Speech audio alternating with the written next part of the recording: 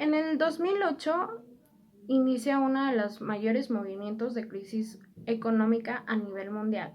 Y el caso de Lehman Brothers fue uno de los que causó este movimiento. Este mismo año la empresa se declara en quiebra y tiene una repercusión a nivel mundial. A mediados del siglo XVIII, tres hermanos de nombre Henry, Mary y Emmanuel Lehman inmigran de Alemania a Estados Unidos para buscar nuevas oportunidades.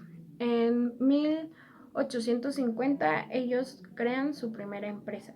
Esta empresa era de un giro de productos de alimentos disecados, café y algodón.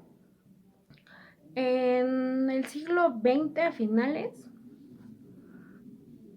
se asocian con una empresa que era un banco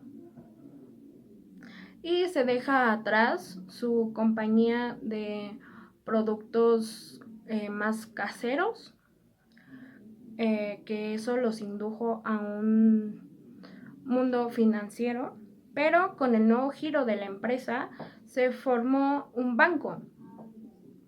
Esto dejó atrás ese rubro y en poco tiempo fue un banco muy reconocido.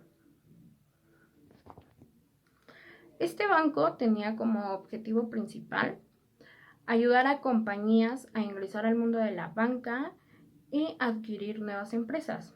Pero en 1969 muere Richard Lehman, que en ese momento era director general. Muere sin dejar un sucesor. Esto provoca un vacío interno en la empresa. Hasta 4 años después que llega Peter Peterson a tomar cartas y poner orden sobre la empresa. En el 2001 es que se dio el atentado a las Torres Gemelas. Esto generó incertidumbre en el mercado financiero a tal grado que el Banco Central se dedicó a bajar la tasa de interés del 5% al 1%. Esto le permitió a los bancos comerciales como Lehman Brothers brindar créditos sin problema alguno al existir dinero tan barato.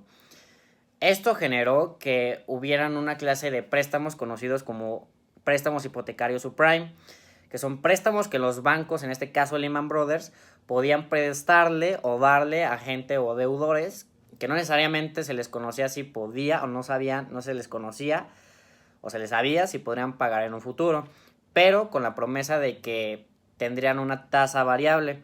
Esta tasa variable estaría sujeta a lo que haría la tasa de interés del Banco Central. Eso ahorita lo vamos a retomar. El asunto aquí es que al existir una tasa de interés tan baja, los bancos se dedicaron a prestar dinero de forma bastante loca. De tal manera que le brindaban créditos a gente que no se le conocía si podían pagar en un futuro, ¿no? Este evento hizo que existiera una pequeña burbuja. ¿Por qué? Porque la oferta de viviendas y casas e inmuebles se mantuvo en Estados Unidos, pero la demanda, al existir un precio tan bajo en el dinero, aumentó el precio de las casas y viviendas de tal manera que generó una clase de burbuja en el mercado inmobiliario, ya que la oferta se mantuvo, pero la demanda aumentó y el precio, por lo tanto, de las viviendas aumentó. A esto se le conoce como burbuja cuando el precio de un activo o instrumento se aleja demasiado de su valor real, y cuando el mercado se da cuenta, el precio se desploma y todo el mundo sale perdiendo. Cuando el Banco Central se dio cuenta de esto, es que subió su tasa de interés del 1% al 5%.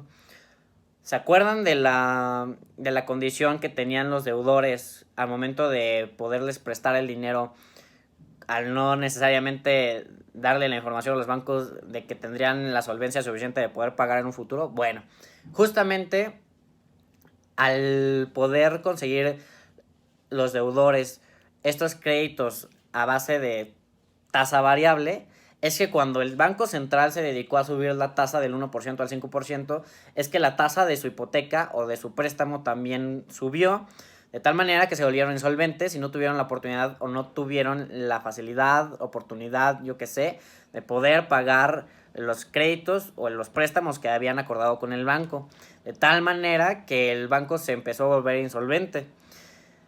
El problema con todo esto es que muchas veces, o la gran mayoría del dinero que habían prestado, no era necesariamente del Banco Central, sino de inversionistas comunes, bueno, de inversionistas que buscaban hacer dinero a base de préstamos al banco y que estos se les prestaran a deudores que buscaban adquirir un crédito hipotecario.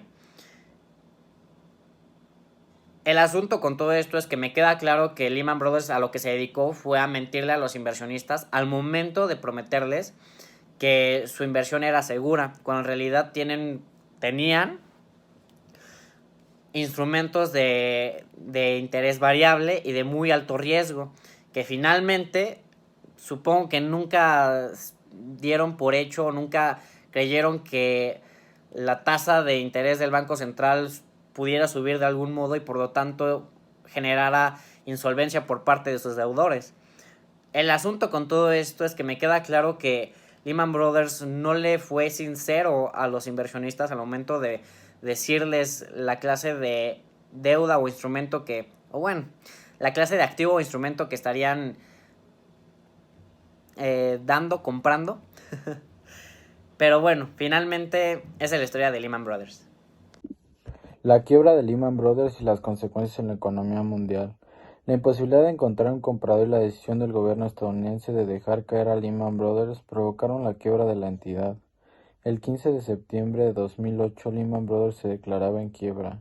Este era el final de una empresa que había salido indemne de una guerra civil y del crack del 29, pero también representaba el pistoletazo de salida de una de las crisis económicas más duras de la historia. Las consecuencias de la caída se hicieron sentir más allá de las fronteras de Estados Unidos. Los estados tuvieron que acudir al rescate de muchas entidades financieras, salvando a los causantes de la crisis. La deuda privada se hacía pública, los estados se endeudaban hasta llegar a la insolvencia y debían adoptar durísimos programas de ajuste. Al tiempo crecía la desconfianza de la ciudadanía en los bancos y se perdía derechos laborales como consecuencia de las políticas de austeridad. No cabe duda de que la caída de Lehman Brothers tuvo un impacto durísimo a nivel mundial. La salida de la crisis, conocida también como Gran Recesión, fue un cambio marcado por un gran sacrificio.